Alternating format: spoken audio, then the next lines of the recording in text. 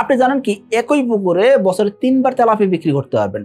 যদি আপনি সঠিক নিয়মে চাষ করেন সেক্ষেত্রে একই পুকুর থেকে বছরে ৩ বার তেলাপিয়া বিক্রি করবেন এবং কি আপনি যদি সঠিক নিয়মে মাছ চাষ করতে পারেন সেই ক্ষেত্রে একজন চাকরিজীবীর চাইতেও আপনি কয়েক গুণ বেশি ইনকাম করতে পারবেন। এখন আপনি যদি জাস্ট ২০,০০০ তেলাপিয়াও চাষ করেন সেক্ষেত্রে ২০,০০০ পিস তেলাপিয়ার থেকে প্রতি ৪ মাসে একজন খামারি ভাই একেবারে কম করে হলেও ২ লক্ষ টাকা লাভ করতে পারবেন।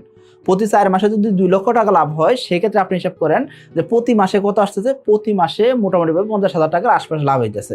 এখন কথা হলো যে এই যে ৪ মাস অন্তর অন্তর মাছ বিক্রি করবো সেক্ষেত্রে বাজারে মাছ বিক্রি হবে তো।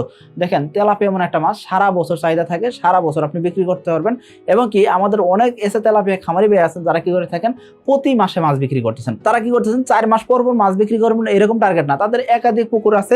এমন সিস্টেম করছেন যে তারা কি করবেন মার্চ মাসে পোনা ছাড়লেন, এই পোনাটা ১ মাস নার্সারি করে তারপর ৩ মাস চাষ হবে, এই ৪ মাস পরে মাছ বিক্রি করবে। এই যে শুরু করলো প্রত্যেক মাসে মাছ বিক্রি করার জন্য এরকম আলাদা আলাদা পুকুর তৈরি করে রাখছেন। তো তারা যদি পারেন সেক্ষেত্রে আপনিও পারবেন।